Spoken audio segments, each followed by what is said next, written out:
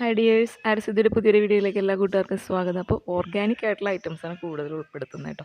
അപ്പോൾ ഇതും തികച്ചും ഓർഗാനിക് ആയിട്ടുള്ള നമ്മുടെ 18 മണിയൻ അച്ചിങ്ങ പയറാണ്. അപ്പോൾ നമ്മൾ കൃഷി ചെയ്തെടുക്കുന്ന ഒരു പയർ കൂടിയാണിത്. അപ്പോൾ ഇത് നല്ലൊരു ടേസ്റ്റാണ്. പക്ഷേ ഇതിന് സാധാരണ അച്ചിങ്ങയിൽ നിന്നും ഡിഫറെൻ്റ് ആയിട്ടുള്ളൊരു അച്ചിങ്ങയാണിത്. ഇത് കുറച്ച് വെള്ളം കൂടുതലാണിത്.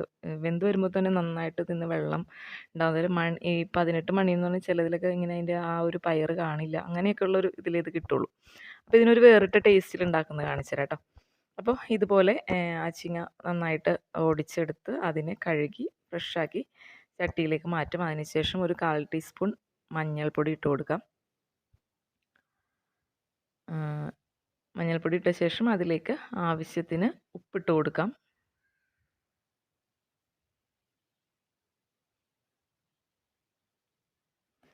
പിന്നെ കറിക്ക് പ്രത്യേക സ്വാദും മണവും കൂട്ടാൻ വേണ്ടിയിട്ട് നമുക്കൊരല്പം വേപ്പില കൂടി അതിലേക്ക് ഇട്ട് കൊടുക്കാം. വേപ്പില ഇടുമ്പോൾ എന്ന് വെച്ചിട്ടുണ്ടെങ്കിൽ ഒരു പ്രത്യേക സുഗന്ധവും ഒരു സ്വാദും ഒക്കെ ഈ ഒരു മെഴുക്കുവരട്ടിക്ക് കിട്ടും.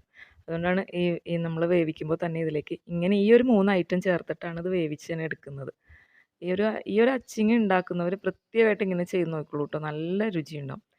എന്നിട്ട് ഇതുപോലെ ഒരല്പം വെള്ളം, ഒരുപാടൊന്നും ഇല്ല കേട്ടോ, കുറച്ച് താഴെ ആ ഭാഗത്തേക്ക് മാത്രമുള്ള വെള്ളം ഒഴിച്ചിട്ടുള്ളൂ. കാരണം ഇതിൽ നിന്ന് ഒരുപാട് വെള്ളം ചാടും. അപ്പോൾ അതുകൊണ്ട് കുറച്ച് വെള്ളമാണ് ആഡ് ചെയ്തേക്കണത്.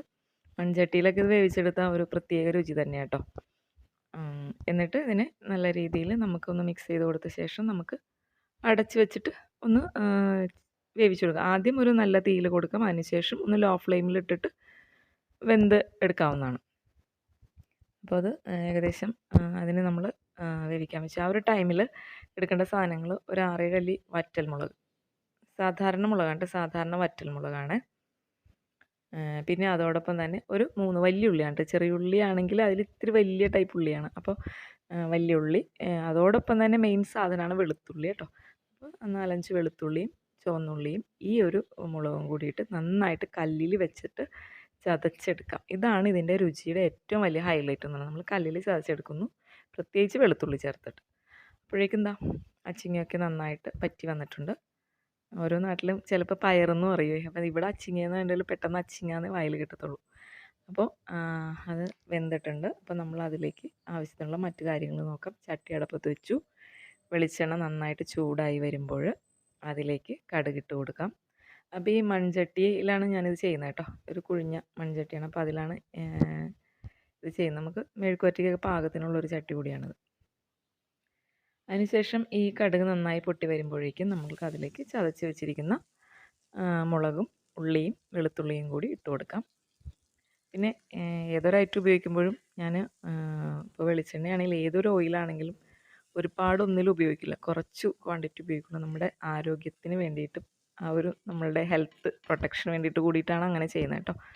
എപ്പോഴും എല്ലാവരും ശ്രദ്ധിക്കേണ്ട ഒരു കാര്യം, ഓയിൽ കുറച്ച് ഉപയോഗിക്കുക, ഏറ്റവും നല്ല കാര്യം അത് തന്നെയാണ്. പിന്നെ അതിലേക്ക് ഒരു 4-5 ഇതൾ വേപ്പില കൂടി ഇട്ട് കൊടുക്കും.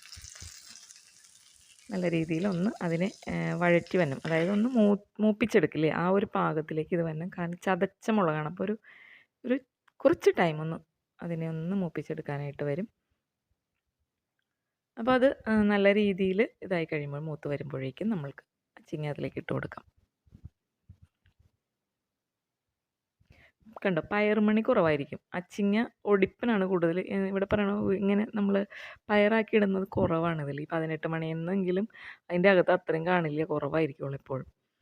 അതിന് ശേഷം നല്ല രീതിയിൽ അതിനെ ഒന്ന് എല്ലാ ഭാഗങ്ങളിലേക്കൊക്കെ എത്തിച്ച് മിക്സ് ചെയ്ത് താളിച്ചിങ്ങനെ നമ്മൾ നല്ല രീതിയിൽ എടുക്കാം.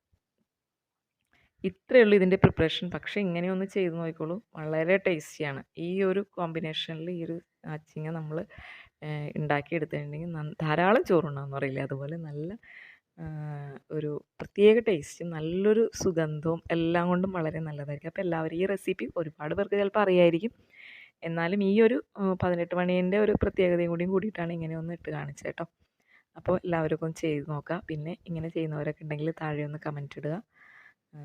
ആയുർസിദ്ധിയുടെ ഒരുപാട് വീഡിയോസൊക്കെ വേറെയും കിടപ്പുണ്ട് കേട്ടോ ചാനലിൽ, ഒരുപാട് ഐറ്റംസൊക്കെ ഇട്ടിട്ടുണ്ട്. അപ്പോൾ ലൈക്ക് ചെയ്യുക, കമൻറ്റ് ചെയ്യുക, ഷെയർ ചെയ്യുക, സബ്സ്ക്രൈബ് ചെയ്യുക. Thank you.